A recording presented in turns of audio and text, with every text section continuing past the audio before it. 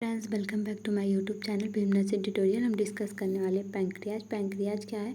हमारे digestive systems का part होता है पैंक्रियाज, ठीक है। उसको डिस्कस करेंगे। उसके जितने भी पैंक्रियाटिक जूस वगैरह रिलीज हो रहे हैं, एंजाइम्स रिलीज हो रहा है, उसके बारे में हम डिस्कस करेंगे एंड उसके स्ट्रक्चर्स फंक्शंस के बारे में डिस्कस करने वाले हैं।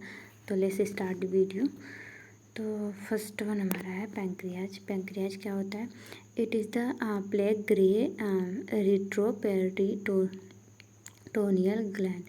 तो क्या होता है कि ये रिट्रोपेरिटोनियल ग्लैंड कहा जाता है इसको, ठीक है। ये क्या होता है कि पीले, हल्के पीले और ग्रे रंग का प्रेजेंट होता है, ठीक है, हमारी बॉडी में। इसकी जो लेंथ होती है वो 12 से 15 सेंटीमीटर्स होती हैं। और जो इसका थिकनेस होता है, जैसे मोटापा जो होती है, मोटी कितनी होती है, तो वो 2 से 2.5 सेंटीमीटर मोटी होती है, ठीक है। और जो इसका वेट है, इट इज़ अबाउट, इसका वेट जो होता है वो 16 mg क्या होता है, ग्राम होते हैं। 60 ग्राम्स के ये प्रेजेंट होते हैं, ठीक है, हमारी बॉडी में। It is the situated into the epigastric and left hypochondriac reason.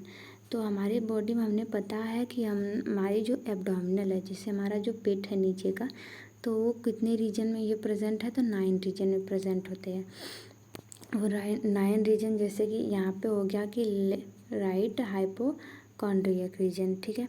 यहाँ पे हमारा हो गया एपिगैस्ट्रिक, ठीक है। ये लेफ्ट हाइपोकॉन्ड्रियक रीजन हो गया, हाइपोकॉन्ड्रियक रीजन। फिर यहाँ पे हमारे हो गया लंबर, ठीक है। लंबर अम्बलाइकल हो गया। हमारा से जो 5 है वो अम्बलाइकल है। 6 वाला हो गया लेफ्ट वाला, लेफ्ट लंबर के बाद नीचे हो गया इलियक, हमारा इलियक हो गया, ये राइट इलियक है। नीचे हो गया हमारा हाइपोकॉन्ड्रियक रीजन, फिर ये लेफ्ट इलियक हो गया, ठीक है। तो हमारा जो पैंक्रियाज है वो कहाँ प्रेजेंट है, तो ये एपिगैस्ट्रिक के थोड़े से पार्ट एपिगैस्ट्रिक में एंड किसमें, लेफ्ट हाइपोकॉन्ड्रियक रीजन में। यहाँ पे 2 और तीसरे रीजन में क्या होता है कि ये प्रेजेंट होता है, ठीक है। और नेक्स्ट देख लेते हैं। The pancreas is consist of the head and body and tail. जो पैंक्रियाज है वो किससे बनी होती है, उसके जितने पार्ट होते हैं, उसके हेड वाले पार्ट एंड बॉडी वाले पार्ट एंड टेल वाले पार्ट, ये जो होते हैं पैंक्रियाज बनी होती हैं। और पैंक्रियाज के साथ क्या होता है कि उसके भी डक्ट अटैच्ड होते हैं, जैसे गाल ब्लैडर जो हमारा हो गया, उसके भी डक्ट अटैच्ड होते हैं हमारे ड्यूडेनम से, ठीक है। ड्यूडेनम में रिलीज करते हैं ताकि ब्रोक डाउन कर सके फैट का, एसिड का, etc। तो उसके ये हमारे इंटेस्टाइन का पार्ट होता है ड्यूडेनम। तो नेक्स्ट देख लेते हैं हम। The head of the expanded portion which is line into the curve of the duodenum. जो कर्व शेप में, सी शेप में ड्यूडेनम प्रेजेंट है, हमारे पार्ट ड्यूडेनम का पार्ट, और ये कर्व शेप में प्रेजेंट होता है हमारा। और ये थोड़ा सा नीचे की तरफ झुका होता है पैंक्रियाज, ठीक है। उसका जो हेड होता है वो अटैच्ड होता है उससे, ड्यूडेनम से, ठीक है। नेक्स्ट देख लेते हैं central portion of the pancreas. जो पैंक्रियाज का सेंट्रल पर्सन है of the body and the tapering end it tail. तो उसका जो होता है कि टेल टॉप पे होता है, ठीक है, टॉप बॉटम पे होता है टेल। और जो उसका हेड होता है वो पैंक्रियाज से अटैच होता है। और पैंक्रियाज से जो उसका हेड होता है वो पूरे डक्ट से मिल के बना होता है। और नीचे जो एल्वुलाई है, ढेर सारी एल्वुलाई है, ठीक है, मेन डक्ट वहीं पे गए जाके अटैच होता है। आगे देख लेते हैं कौन कौन से डक्ट्स होते हैं। तो इसके स्ट्रक्चर्स देख लेते हैं। स्ट्रक्चर्स में क्या है, पैंक्रियाज के structures. The pancreas is both an exocrine and endocrine. Exocrine क्या होता है, पहले एक्सोक्राइम एंड एंडोक्राइम जान लेते हैं हम नॉर्मली। तो एक्सोक्राइम मतलब जिसमें डक्ट प्रेजेंट हो, ठीक है, जिसमें डक्ट मतलब जो भी जा रहे हैं इसके जूस वगैरह, पैंक्रियाटिक जूस, पैंक्रियाटिक एंजाइम किसके थ्रू जाएं, एक नली के थ्रू जाएं, ठीक है, एक नली के थ्रू जाएं।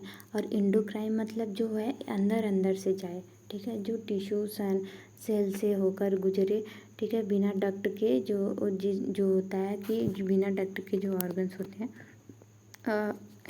जो बिना डक्ट के एंडोक्राइन ऑर्गन्स होते हैं, उसको कहते हैं बिना डक्ट के जो होते हैं कि वो एंडोक्राइन ग्लैंड्स होते हैं प्रेजेंट, ठीक है। तो जो मान लीजिए ये डक्टलेस होता है, एंडोक्राइन जो होता है डक्टलेस होता है, एक्सोक्राइन जो होता है डक्ट प्रेजेंट होती हैं, ठीक है। तो एक्सोक्राइन को देख लेते हैं। पैंक्रियाज जो होता है कि एक्सोक्राइन एंडोक्राइन दोनों होता है। तो 99% जो होता है कि पैंक्रियाज एक्सोक्राइन होता है, ठीक है। इसमें डक्ट प्रेजेंट होते हैं 99%, ठीक है। रिमेनिंग जो 1% बच रहा है वो क्या होता है कि एंडोक्राइन होते हैं, ठीक है, एंडोक्राइन होते हैं, ठीक है। जो एक्सोक्राइन पैंक्रियाज होती है वो किससे बनी होती है, तो large number of the lobule. तो जो लोब्यूल किसको बोलेंगे, तो लार्ज नंबर में क्या होता है कि ऐसे डक्ट प्रेजेंट होते हैं, लोब्यूल प्रेजेंट होते हैं, ठीक है।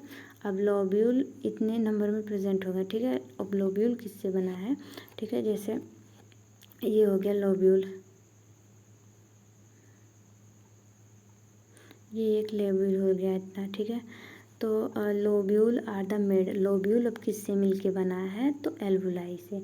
यहाँ पर भी छोटे छोटे नर्व होंगे, नहीं सॉरी, यहाँ भी छोटे छोटे क्या होते हैं कि यहाँ पे लोब्यूल प्रेजेंट होंगे, ठीक है। उससे मिलके एक लोब्यूल से एल्वुलाई होंगे प्रेजेंट, ठीक है। उससे मिलके क्या होता है कि एक लोब्यूल से बने होते हैं, ठीक है।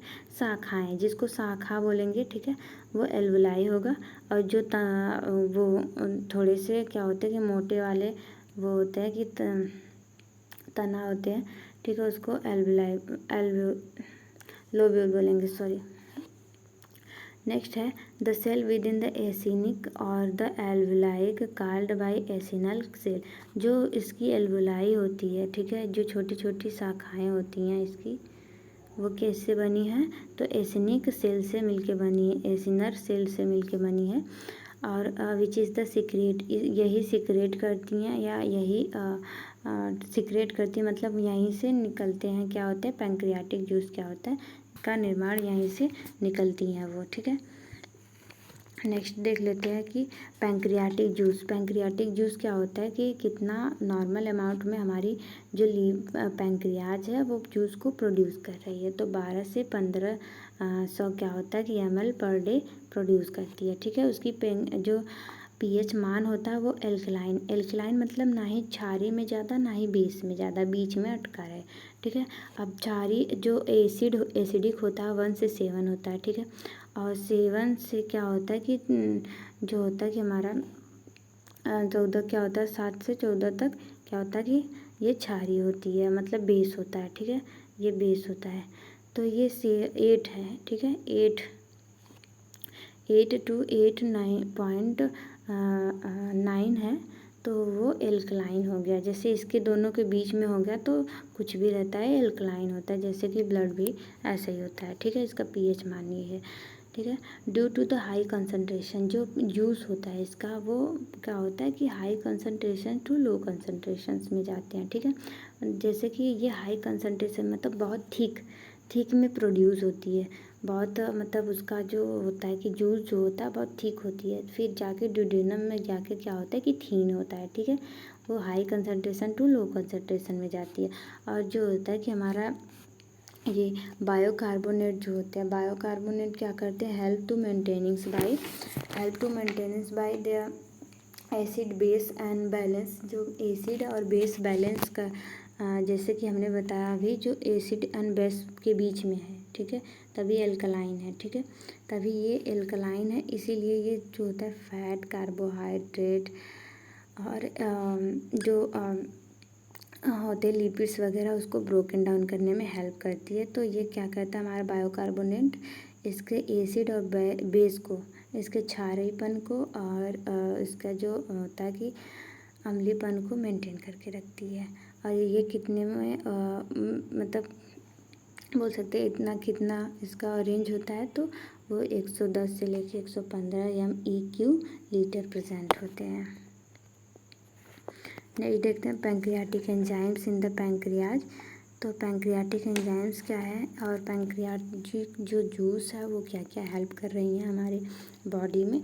तो पहला तो ट्रिप्सिनोजेंस क्या होता है कि ये होते हैं हमारे पैंक्रियाटिक जूस, ठीक है। ये हेल्प करती हैं प्रोटीन को ब्रोकन करने में या उसको पचाने में, ठीक है। लाइपोलाइटिक एंजाइम्स जो होते हैं ये एंजाइम्स प्रेजेंट होती है, ये फैट को डाइजेस्ट करने में हेल्प करते हैं, उसको ब्लॉक करके छोटे छोटे पार्ट में उसको डाइजेस्ट करने में हेल्प करते हैं, ठीक है। एमाइलेज एंजाइम जो होते हैं वो डाइजेशंस में कार्बोहाइड्रेट के डाइजेशंस में हेल्प करते हैं, और न्यूक्लिक एसिड का भी रिलीज होता है इसमें भी, तो ये डाइजेशन करते हैं राइबोसोम्स की, और